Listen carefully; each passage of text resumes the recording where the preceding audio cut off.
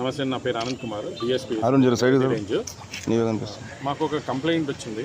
ఇట్లా ఈ women police station వికారాబాద్లో ఆయన పైన ఒక వ్యక్తి ఇప్పుడు తాండూరులో ఉంటారు, ఆయన పైన కేసు పెట్టడం జరిగిందని చెప్పేసి అక్కడ పోలీస్ స్టేషన్కి పిలిపించడం జరిగిందని చెప్పాడు. ఏమైంది అని అంటే, ఈ పోలీస్ స్టేషన్లో ఆయన పైన ఒక 498A కేసు అంటే ఐపీసీలో రిజిస్టర్ చేశారు, పాతకాలంకి. దాంట్లో మీరు రండి అని చెప్పారంట. కానీ ఇక్కడికి వచ్చి చూస్తే అది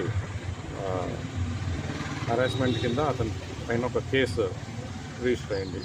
అది వాళ్ళ వైఫ్ సతాయిస్తూ harassment, physical and mental harassment చేసినారని చెప్పేసి దాంట్లో ఒక కేసు రిజిస్టర్ చేశారని 498 కింద అని చెప్పేసి అతనికి చెప్పడం జరిగింది. దాని తర్వాత అతనితో పాటు అతనికి వాళ్ళ మదరు ప్లస్ సిస్టర్స్ పైన కూడా కేసు రిజిస్టర్ చేయడం జరిగింది. టోటల్ 6 మెంబర్స్ ఉన్నారు. దాంట్లో ఒక్కొక్కరికి 10,000 చొప్పున ఇస్తే ఆ 6గురికి కలిపి నోటీసెస్ ఇస్తాము అని చెప్పేసి చెప్పడం జరిగిందని చెప్పి అతను మాకు చెప్పారు. 60,000 రూపీస్లోంచి ఇతను రిక్వెస్ట్ చేయగా 40,000 రూపీస్కి ఒప్పుకోవడం జరిగింది.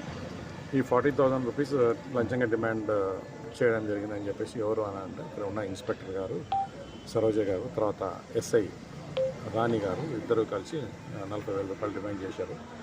తన విధులైన పరిస్థితుల్లో ఒక 20,000 రూపాయలు ఆల్రెడీ ఇవ్వాల్సి వచ్చిందని చెప్పేసి ఇంకో మిగతా 20,000 తర్వాత ఇవ్వమని చెప్పారంటే, అతని దగ్గర ఉన్న 20,000 రూపాయలు సర్దుబాటు చేసినాను, ఇంకా మిగతా 20,000 రూపాయలు నా దగ్గర సర్దుబాటు కాలేదని చెప్పి చెప్పడం జరిగింది. ఆ యొక్క కంప్లైంట్ని మేము రిజిస్టర్ చేసుకుంటాము.